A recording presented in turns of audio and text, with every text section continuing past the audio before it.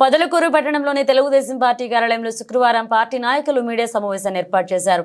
ఈ సందర్భంగా TNSF Tirupati parliamentary అధ్యక్షుడు కలగట్ల సందీప్ మాట్లాడుతూ ఎవరి హయాంలో అభివృద్ధి జరిగిందో చర్చకు సిద్ధమా అంటూ మాజీ మంత్రి కాకానికి సవాల్ విసిరారు. తమ నాయకుడు సోమిరెడ్డి సర్వేపల్లి ప్రజల కోసం నిత్యం శ్రమిస్తుంటే అది చూసి ఓర్వలేని నీవు మా నాయకుడిని విమర్శించే స్థాయి ఉందా అని అంటూ మండిపడ్డారు. మా నాయకుడు సోమిరెడ్డి రాజకీయం కోసం ఉన్న ఆస్తిపాస్తులు అమ్ముకుంటే మీరేమో గతంలో వైసీపీ ప్రభుత్వం అధికారంలోకి వచ్చాక జగన్మోహన్ రెడ్డి ముఖ్యమంత్రిగా ఉన్నప్పుడు అవినీతి అక్రమ సంపాదనలో 3వ వ్యక్తిగానో 4వ వ్యక్తిగానో మిగిలావన్నారు. ఈ కార్యక్రమంలో టీడీపీ యువ నాయకులు రావూరి సుధీర్ నాయుడు, అనిచెట్టి వీరేంద్రబాబు, గిరి, సురేష్, శివ, విష్ణు పాల్గొన్నారు.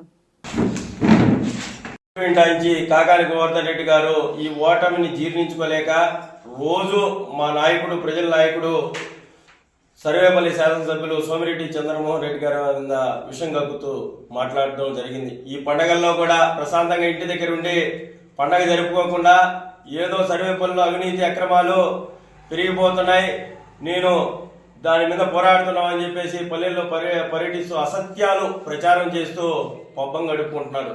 ఈరోజు మేము అడుగుతా ఉన్నాం, గతంలో అనేక సార్లు కూడా అడిగాం. పొదలకూరు మండలం అనేది, పొదలకూరు మండలం నుంచి ఎమ్మెల్యేకి గెలిచావు, తర్వాత మంత్రి అయ్యావు, నువ్వు పొదలకూరు మండలానికి చేసిందేంది ఒక్క మాట చెప్పు. మా నాయకుడు 2014లో ఓడిపోయినప్పటికి కూడా పొదలకూరు మండల ప్రజలు, ముఖ్యంగా పొదలకూరు పట్టణ ప్రజలు మినరల్ వాటర్ తాగాలనే ఉద్దేశంతో మెగా మినరల్ వాటర్ ప్లాంట్ తెస్తే దాన్ని 4 కోట్లు పెట్టి శాంక్షన్ చేయించి పనులు మొదలుపెట్టి తాగునీరు అందించాలనే ఉద్దేశం తెస్తే అది నువ్వు వచ్చిన 2019లో నువ్వు వచ్చిన వెంటనే అది ఆపేసి కాంట్రాక్టర్లను బెదిరించిన చరిత్ర నీది. అదేవిధంగా మా నాయకుడు కండలేరు ఎడమకాలం నుంచి లిఫ్ట్ ద్వారా నీళ్లు ఇచ్చి ఏదైతే మన కండలేరు డ్యాంలో 3-4 టీఎంసీలు ఉన్నా కానీ ఇక్కడ లిఫ్ట్ ద్వారా నీళ్లు అందించి రైతుల యొక్క నిమ్మ చెట్లు కాపాడిన చరిత్ర సోమిరెడ్డిది. దానికి ఆ యొక్క మోటార్లకు విద్యుత్ బిల్లులు కట్టలేక 7 కోట్ల బకాయిలు ఉంటే ఆపేసిన చరిత్ర నీది. నువ్వా మా నాయకుడి గురించి మాట్లాడేది? ముఖ్యంగా నన్ను ప్రెస్ మీట్ పెట్టి మా నాయకుడిని కల్తీ నాయకుడు అన్నావు. కల్తీలు నీకు అలవాటు. 2014లో కల్తీ ముద్దు తెచ్చి ప్రజల ప్రాణాలను పణంగా పెట్టి పంచిన చరిత్ర నీది.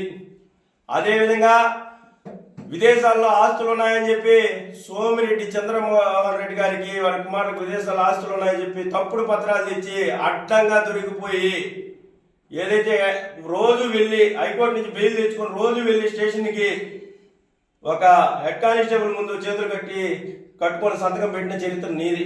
నువ్వా మాట్లాడేది? ఈరోజు రైతులు అల్లాడిపోతున్నారంటలో గతంలో 2 సంవత్సరాలుగా మంత్రిగా ఉన్నావు, నువ్వు చేసిందేంది? ఒక్క పనిముట్టైనా ఇచ్చావా? ఒక గిట్టుబాటు ధరైనా కనిపించావా? మా నాయకుడి గురించి మాట్లాడడం ఇది మంచి పద్ధతి కాదు. తొందరలోనే నువ్వు అరెస్ట్ కాబోతున్న విషయాన్ని, ఈ 3 కేసులు రుజువు అవబోతున్నాయి, అరెస్ట్ కాబోతున్న విషయాన్ని నువ్వు గ్రహించి ప్రజలు నువ్వేదో ప్రతిపక్షంలో పోరాడి ప్రభుత్వం నిన్ను వేధిస్తుందని చిత్రీకరించుకునేదానికి ప్రయత్నాలు తప్ప వాస్తవంగా ఈరోజు జగన్మోహన్ రెడ్డి అన్ని వ్యవస్థలు నాశనం చేస్తే ఒక్కో వ్యవస్థను గాడిని పెట్టుకుంటూ చంద్రబాబు నాయుడు గారు ముందుకు పోతూ ఉన్నారు. అదేవిధంగా మొన్న మీరు ఫీజు రియంబర్స్మెంట్ ఆయన అంతకుముందు మీటింగ్లు పెట్టి విద్యార్థుల చేత జగన్ మావయ్య, జగనన్న అని పిలిపించుకున్న మీ మాజీ ముఖ్యమంత్రి జగన్మోహన్ రెడ్డి పెట్టిన బకాయిలు కూడా నారా లోకేష్ గారు పాదయాత్రలో ఆయన దృష్టికి వస్తే విద్యార్థులను ఇబ్బంది పెట్టకూడదనే ఉద్దేశంతో 3 రోజుల ముందు ఒక 700 కోట్ల పాత బకాయిలు వదలడం జరిగింది. అది చిత్తశుద్ధి గల నాయకుడికి ఉండే విజన్ అంతే తప్ప నీలాగా వచ్చి గ్రామాల్లో తగులు పెట్టడం, అక్రమ కేసులు పెట్టడం, వాగులేటిపాడులో దళితుల భూములు ఆక్రమించడం, అదేవిధంగా గ్రామాల్లో వాతావరణాన్ని నువ్వు రాజకీయాల రంగులు పులిమి వాళ్ళని రెచ్చగొట్టి పైశాచిక ఆనందం పొందే నాయకుడు నువ్వా మా సోమిరెడ్డి చంద్రమోహన్ రెడ్డి గారి గురించి మాట్లాడేది? ఈరోజు సోమిరెడ్డి చంద్రమోహన్ రెడ్డి గారు ఉన్న ఆస్తులను అమ్ముకొని రాజకీయం చేసేదే తప్ప మీలాగా మీరు తోడేరు వాసే ఈ చుట్టుపక్కల పరిసర ప్రాంత ప్రజలకు కూడా తెలుసు మీ ఆస్తుపాస్తులు, మీ వివరాలు. ఈరోజు నువ్వు ఎన్ని వేల కోట్లు నువ్వు చేసిన ఘనత ఒక్కటే.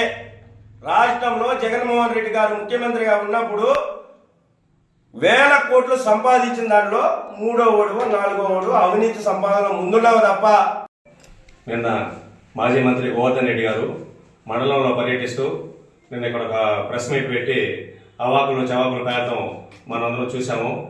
అవినీతి గురించి సోమిరెడ్డి అవినీతి చేస్తున్నట్టు మాట్లాడుతున్నారు.